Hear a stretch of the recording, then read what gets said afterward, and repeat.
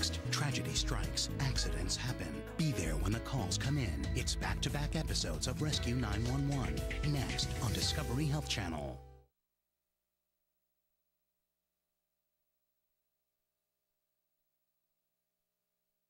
This is 911. Do you have an emergency? Today on Rescue 911.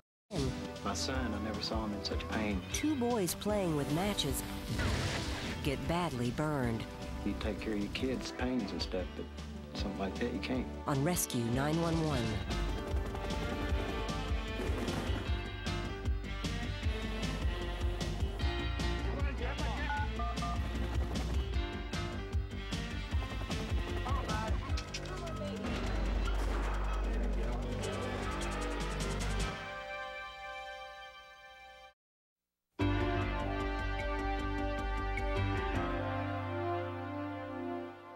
Children are never too young to start learning life-saving techniques. You never know when a child might be the only one around in a moment of crisis. That moment came for 10-year-old Jacob Walsh in a quiet residential neighborhood of Pasadena, Texas, on October 30th, 1988.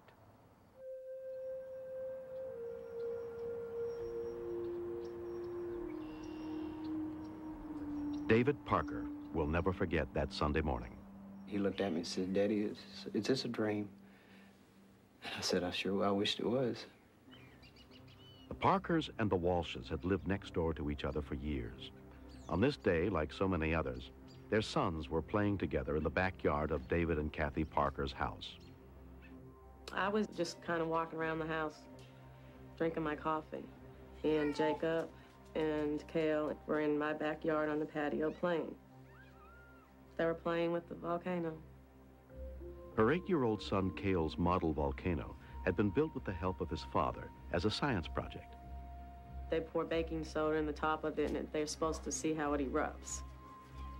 Next thing I knew, I saw them jumping the fence because Jacob lives next door. They wanted to use Jacob Walsh's skateboard ramp as a platform for the volcano. We just got it and brought it over to my backyard. Just set it on the middle of the ramp.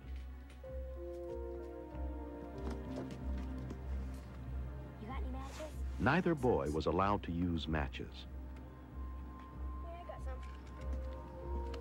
Nice light. We got a match and just put a match in there and burn leaves.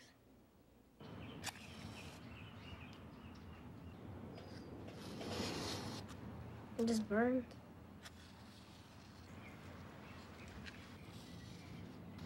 The two boys kept trying to get a fire started in the volcano using matches and leaves, while Jacob's grandmother worked just inside the house. I was washing dishes, and I knew they were playing out in the backyard. I mean, they did that all the time.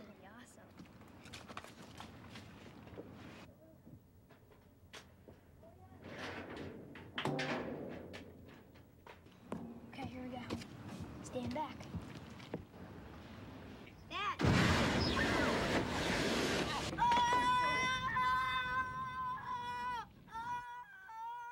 I called for Terry as I went out the back door. I just chased after him and rolled him over on the ground. I just stood there. I couldn't move. When I was in kindergarten, I remember the stop, drop, and roll. Then he wouldn't roll over, so I just rolled him over. If I wouldn't have rolled him over, he probably would have died. I heard some screaming. He wasn't on fire anymore, but he was standing there telling me, "Terry, I'm on fire, I'm on fire." And I told Jacob, I said, run get David. Jacob ran next door to get Cale's father, David. He couldn't even speak. He was so white. My son, I never saw him in such pain in my life, and I feel so helpless. I couldn't do nothing for him, really. He was terrified. And a mother knows their child's cry. It was very different. Kathy's call for help came in at 9:45 a.m. 911, please state your emergency. I said, my son is burnt. He's in pain. I need an ambulance. Hurry up, get here now. That's when they told me to put the water on him. the cold towels. I just try to comfort him. I mean, usually you can take care of your kids' pains and stuff, but something like that, you can't. Pasadena police officers were on the scene within 3 minutes. What happened? What happened? My heart was going 90 miles an hour. I just didn't want him to be in pain. When he was quiet, I could calm down. But then when he started reacting, I reacted with him.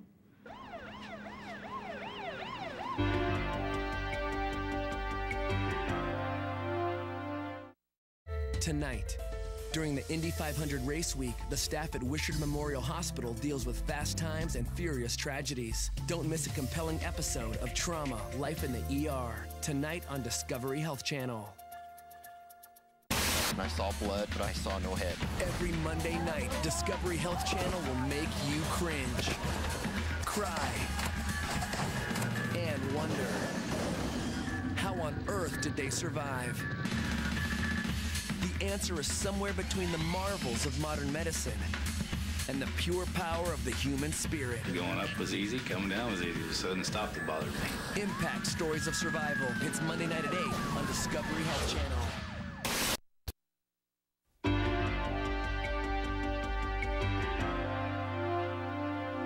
Paramedics James Kelton and Mark Donovan arrived less than 2 minutes later.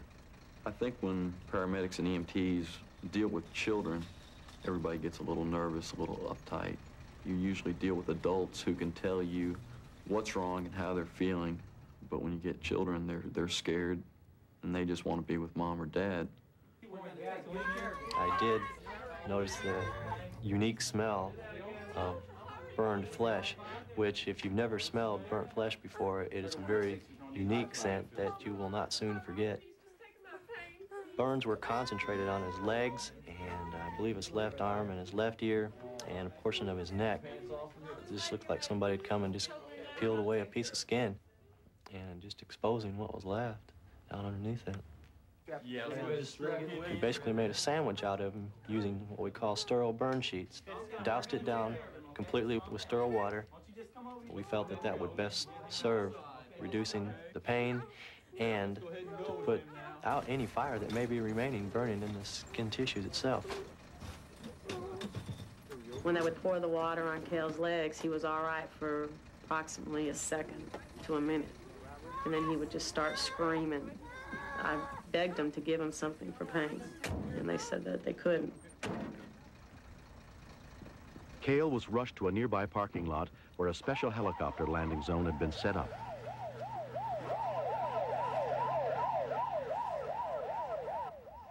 I was scared.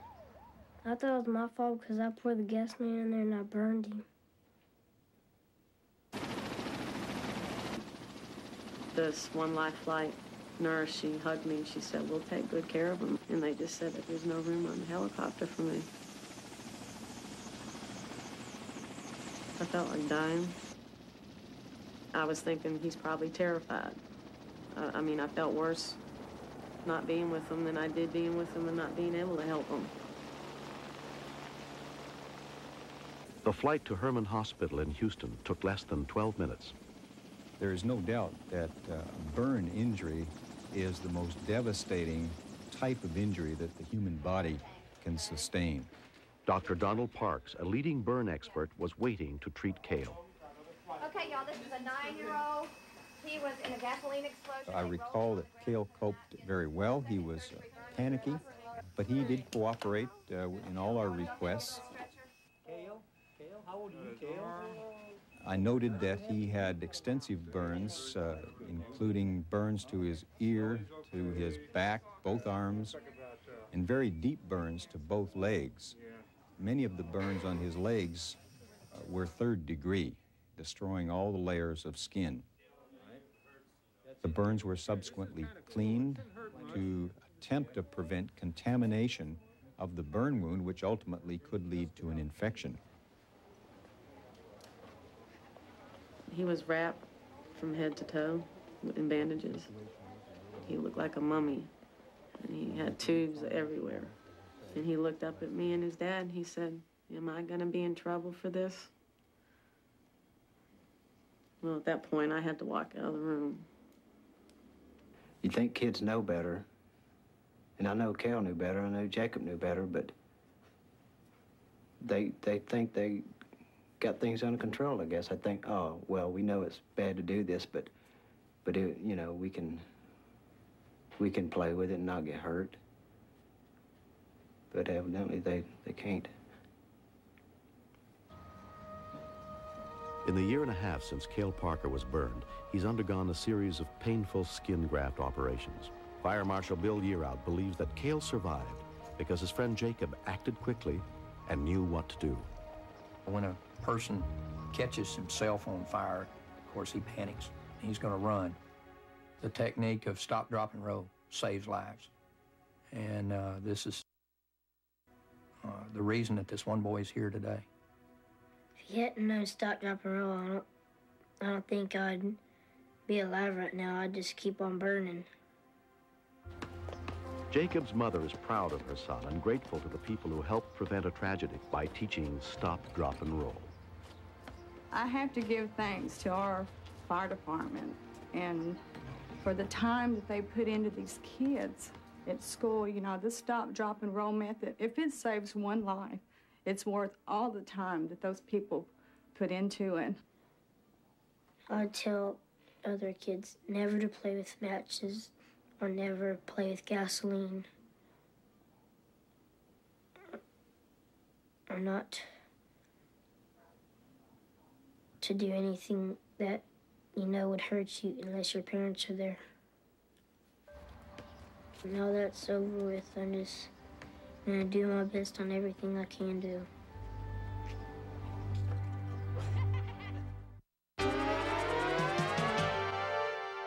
Next, step inside the command center where the calls for help are answered and meet the real-life heroes who save lives. Stay tuned for another episode of Rescue 911. Next on Discovery Health Channel. Real life, medicine, miracles. Mr. Shapiro, step out of the car, please.